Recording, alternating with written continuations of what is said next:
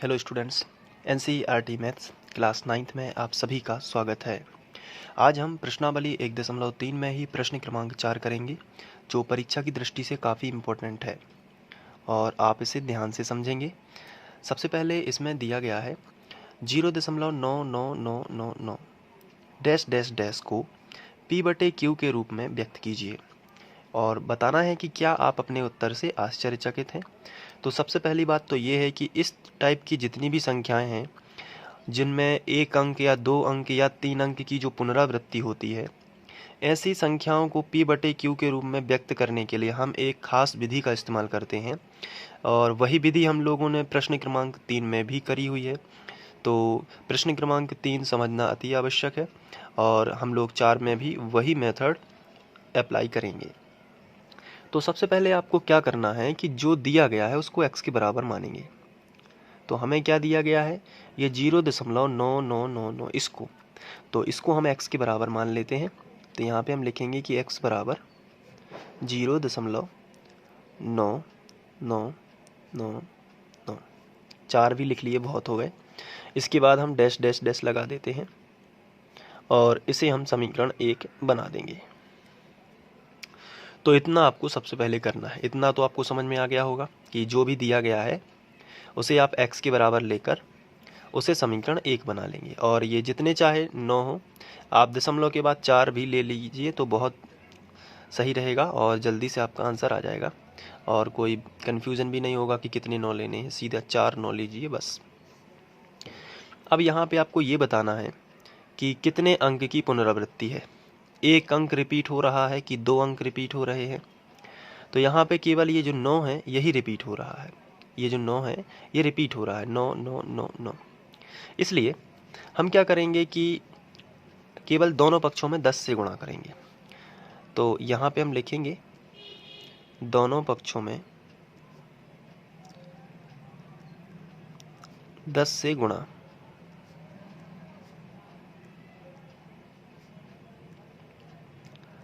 क्यों? क्योंकि हम इसे इस तरीके से भी तो लिख सकते हैं कि x बराबर 0.9 डैश। तो 1 अंक पर डैश हुआ ना, क्योंकि 1 अंक रिपीट हो रहा है, इसलिए हम इसे दोनों पक्षों में 10 से गुणा करेंगे। आप चाहें तो ये ना भी लिखें एग्जाम में, डायरेक्ट यहाँ से शुरू हो, क्योंकि ये जो है आपको इसी फॉर्म में दिया गया है, ये तो मैंने समझाने के लिए लिख दिया है।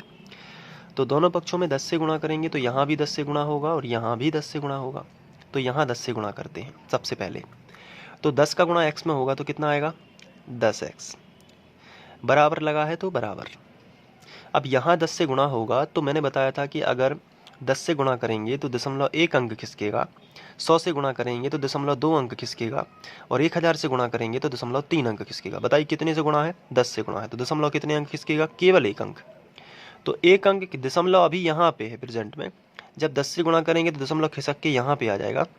तो हमें मिलेगा दशमलव के पहले वाली संख्या 9, उसके बाद 9 9 9, 3 9 यहाँ पे बचेंगे, 9 9 9, लेकिन हम दशमलव के बाद 4 9 लिखेंगे तो एक 9 और हम बढ़ा सकते हैं, क्योंकि डैश डैश का मतलब अनंत 9 है यहाँ पे, और फिर उसके बाद डैश डैश लगा के हमने इसे समीकरण 2 बना दिया। तो ये है समीकरण 1 और समीकरण 2। अब क्या करना है, हमें समीकरण 2 में से समीकरण 1 घटा देना है। तो हम यहाँ पे लिखेंगे समीकरण 2 माइनस 1 से। तो समीकरण 2 में से 1 घटाया तो 10x में से 1x चला गया तो कितना बचेगा, तो 9x बचेगा। तो यहाँ पे हम लिख देंगे 9x बराबर, इसमें से आपको ये घटाना है तो हम थोड़ा रफ का इस्तेमाल करेंगे। तो ये रफ पेपर है। अब इसमें हमने क्या किया, सबसे पहले ये संख्या लिखी जिसमें से जिसको घटाना। तो पहले समीकरण 2 में से 1 घटाना है ना, तो समीकरण 2 की संख्या पहले लिखेंगे, 9.999 डैश डैश डैश।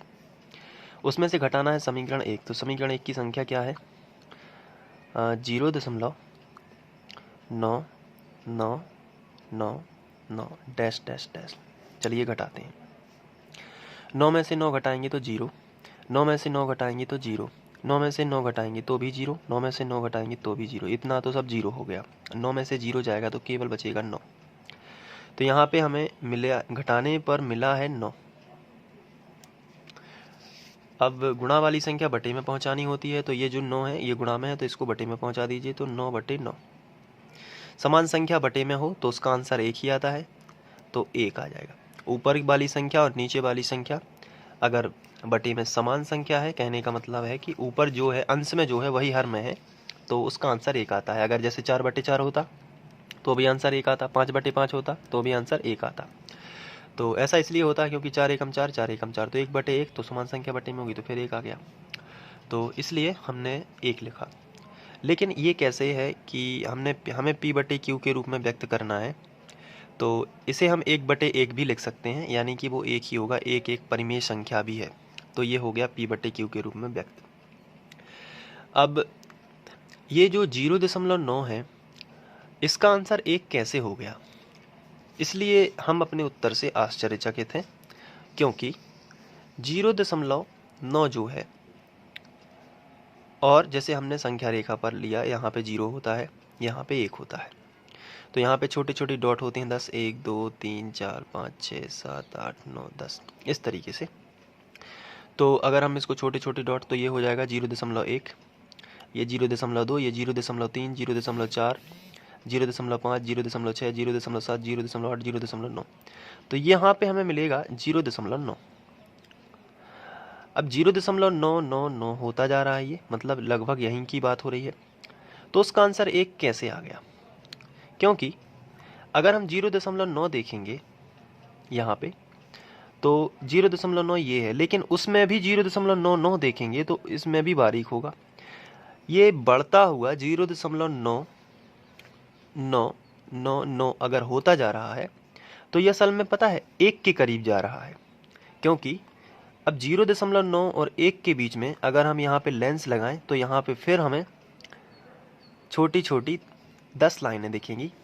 देखिए मैं बताता हूँ, यहाँ पे है 0.9, यहाँ पे होगा हमारा 1, तो यहाँ पे पता है क्या होगा 0.91, यहाँ पे होगा 0.92। इस तरीके से आखिरी वाला जो पॉइंट होगा, अगर ये आपको समझ में आ रहा हो, तो आखिरी वाला पॉइंट होगा 0.99, और उसके बाद फिर हम यहाँ पे 0.999 की बात करें, यदि इसकी बात करें, तो ये इनके बीच में मिलेगा, तो फिर हम यहाँ पे लाइन खींचेंगे, तो असल में ये बढ़ता जा रहा है 1 के करीब, तो सीधा सा आंसर आ गया है इसका 1। तो इसलिए हम अपने उत्तर से आश्चर्यचकित हैं कि 0.9 अलग है और 1 अलग है, फिर ये इसकी परिमेय संख्या का जो फॉर्म है वो 1 क्यों आ रहा है, क्योंकि 0.9 पर डैश लगा है। इसका मीनिंग ये होता है कि ये 1 के करीब ही होता जा रहा है, क्योंकि ये 99 कभी ख़त्म नहीं होगा, जिससे ये 1 के करीब पहुंच जाएगा, यानी कि 1 ही होगा मान के चलिए, तो इसलिए हमारा आंसर दिखा रहा है 1। तो हम यहाँ पे लिखेंगे, अतः हम अपने उत्तर से आश्चर्यचकित हैं, इस तरीके से आपको लिखना है। तो ये हो गया हमारा चौथा क्वेश्चन। उम्मीद है कि आप लोगों को ये समझ में आ गया होगा, और इसी तरीके के वीडियोस देखने के लिए आप फ्री ऑनलाइन कोचिंग की प्लेलिस्ट पर जाकर वहाँ से क्रम अनुसार अध्ययन कर सकते हैं, और आप इसका स्क्रीनशॉट लेकर अपने रजिस्टर में नोट कर लीजिए, ताकि आप आने वाले समय में इन सभी क्वेश्चन का रिवीजन कर पाएँ, और यदि कोई क्वेश्चन ना बनने की स्थिति में आप वीडियो प्ले कर सकते हैं। तो ये स्क्रीनशॉट लेकर या वीडियो को पॉज करके नोट करिए। इसके बाद ये है, तो आईएमपी क्वेश्चन है, इसलिए इसमें आईएमपी लगाकर इसके अच्छे से सॉल्व करना है, ताकि आप ये एग्ज़ाम में बनने लगे। Thank you.